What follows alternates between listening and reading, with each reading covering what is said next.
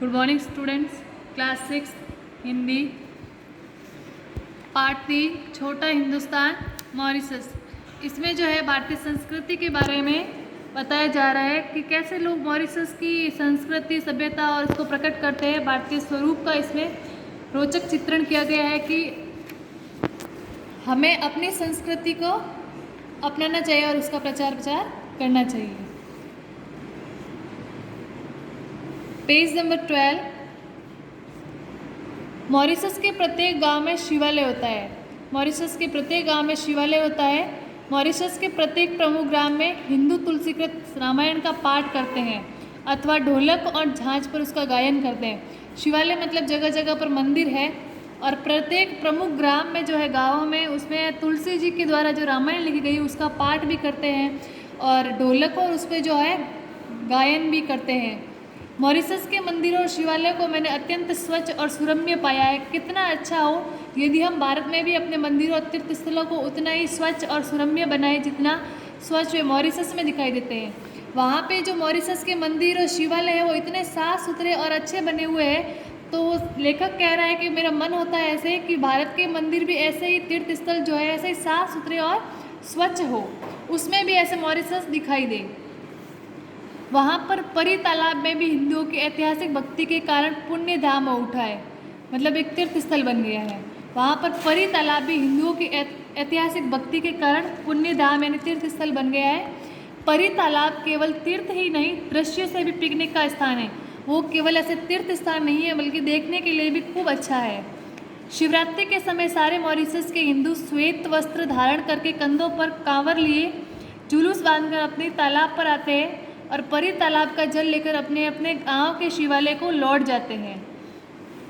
शिवरात्रि के समय जो मॉरिशस के हिंदू लोग हैं वो सफ़ेद वस्त्र श्वेत यानी कि सफ़ेद वस्त्र धारण करके और अपने कंधों पे वो ऐसे कुछ डाल के फिर जुलूस लेकर तालाब पर जाते हैं। ऐसे बहुत सारे लोग इकट्ठा होके तालाब पर जल लेकर फिर वो तालाब से जो है परी तालाब का जल लेकर अपने अपने शिवालय को लौट जाते हैं तथा शिवजी को जल चढ़ाकर अपने घरों में प्रवेश करते हैं। उसके बाद वो परी तालाब का जल जो है शिवजी को चढ़ाते हैं, उसके बाद अपने घरों में जाते हैं।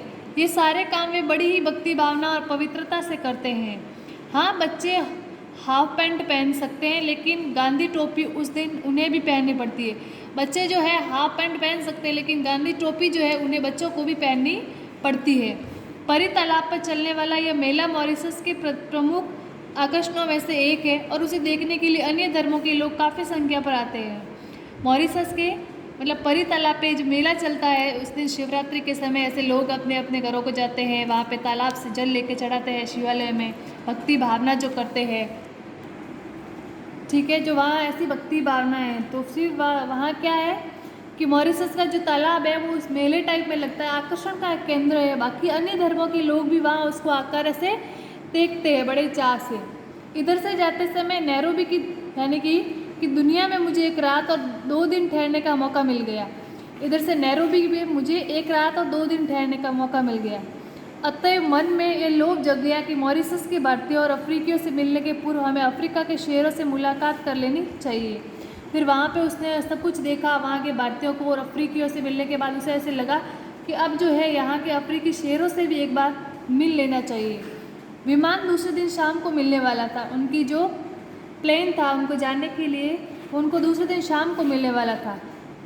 अतएव हम जिस दिन नैरोबी पहुँचे उसी दिन उच्चायुक्त श्री भाटिया के साथ नेशनल पार्क में घूमने निकल गए और जिस दिन वे नैरोबी पहुँचे उस दिन वे भाटिया के साथ जो है वहाँ के उच्चायुक्त हैं उनके साथ नेशनल पार्क घूमने के लिए चले गए। नैरोबी का नेशनल पार्क चिड़ियाघर नहीं है, वो कि सिर्फ एक चिड़ियाघर नहीं है। शहर से बाहर बहुत बड़ी जंगल है जिसमें घास अधिक, पेड़ बहुत कम है, लेकिन जंगल में सर्वत्र अच्छी सड़क बिछी हुई है और पर्यटकों की गाड़ियाँ उन पर दौड़ती ही रहती है। हमारी गाड़ी को भी काफ़ी देर तक दौड़ना पड़ा मगर शेर कहीं नहीं दिखाई पड़े। वो सिर्फ एक जंगल टाइप में नहीं है या चिड़ियाघर जैसे नहीं है, वहाँ पे बहुत बड़ा ऐसे जंगल है जिसमें सड़कें भी है, बहुत पेड़ बहुत कम है, गाड़ियाँ आती जाती रहती है वहाँ पे। तो उनकी गाड़ी भी काफ़ी देर तक चली लेकिन उनको वहाँ पे एक भी शेर नहीं दिखाई दिया। दूरी तय करने के बाद या यूँ कहिए कि 10-20 मील के भीतर हर सड़क छान लेने के बाद हम उस जगह जहाँ पहुँचे जहाँ सिंह उस दिन आराम कर रहे थे। सिंह का मतलब है शेर। फिर काफ़ी टाइम तक चलने के बाद वो लोग ऐसी जगह पे पहुँचे जहाँ तक भी ऐसे लग रहा था कि शेर वहाँ पे आराम कर रहा है काफ़ी दिन से।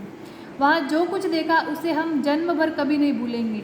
कोई 7-8 सिंह लेटे या सोए हुए थे और उन्हें घेर कर 8-10 मोटरें खड़ी थी। वो उन्होंने जो देखा वो बोल रहे ऐसे हम ज़िंदगी में कभी नहीं भूल सकते। वहाँ 8-10 शेर जो है वो सोए हुए थे